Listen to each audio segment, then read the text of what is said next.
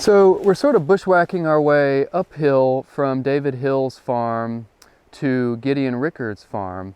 And Walt, I know that there was an old farm road here at some point. Can you help us interpret where that road would have been and what signs on the landscape can point that out to us today? Well, I think you're right in the middle of it, Chris. There's some evidence. First of all, the deepening sort of rut going up this hillside where there's no stream is a sign that this was an area that was being used. Of course, the vegetation is what's really leaping out at me. Most of this forest it's on its way to maturing in terms of a northern hardwood forest. I see lots of sugar maple, beech, occasional ash tree and hemlock, and even red spruce in here that's starting to come in.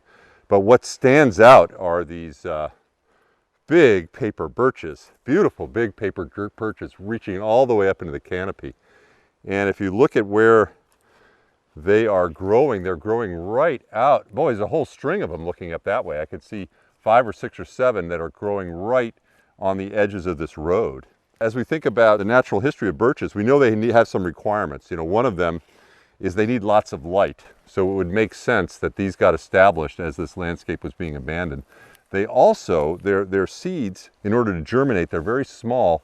They require exposed mineral soil to do that. And road ruts are kind of the ideal conditions for birch to get established. So we should follow this up and see if we can trace the road by looking at the birches.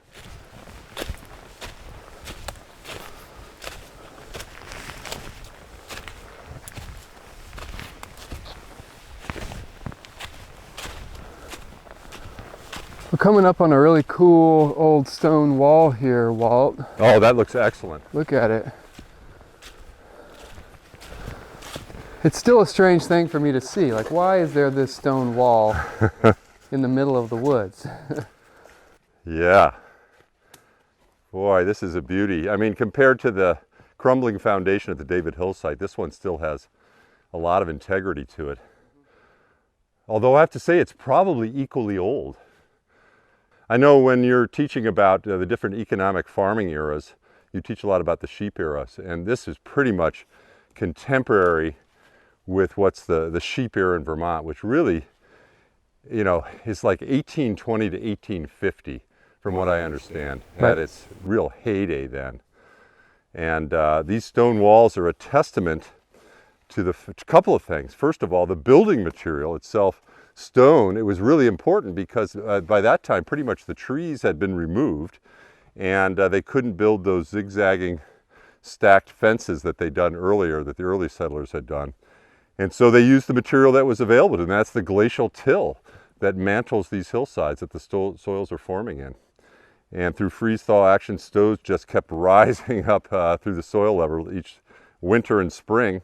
And they would largely harvest these and concentrate them into these incredible stone features. Thousands of miles of these run through the hills of New England. And just like this, you can encounter them. And I'm just amazed. You know, some people really say that partly because there's more stones in these walls than they are in the pyramids of Egypt, that this should really be considered the 8th wonder of the world. Mm-hmm.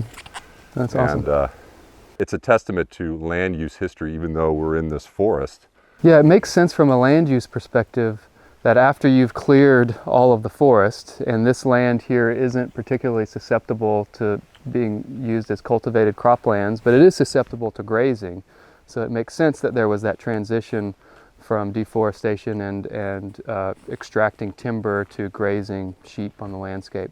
Yeah, absolutely. And economically, sheep made sense at that time because merino sheep had sort of been discovered as something that could bring a lot of money to farms. And so the land went quickly from 40% cleared to 80% cleared in that period of time.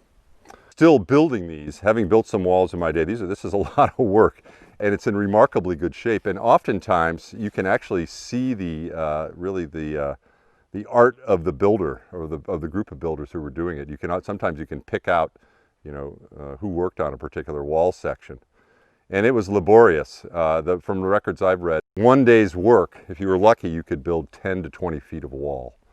And so imagine essentially the hundreds of miles of this that go through the forest. Tremendous amount of work. I'm sure oxen were involved as well.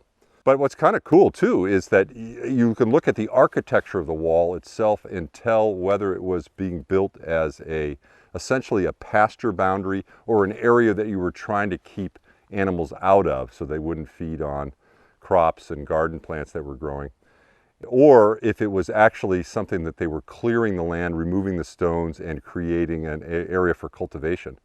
And oftentimes you can tell if the center of the wall actually has lots of small stones in the middle of it that were thrown in there because they needed a place to put them off the land.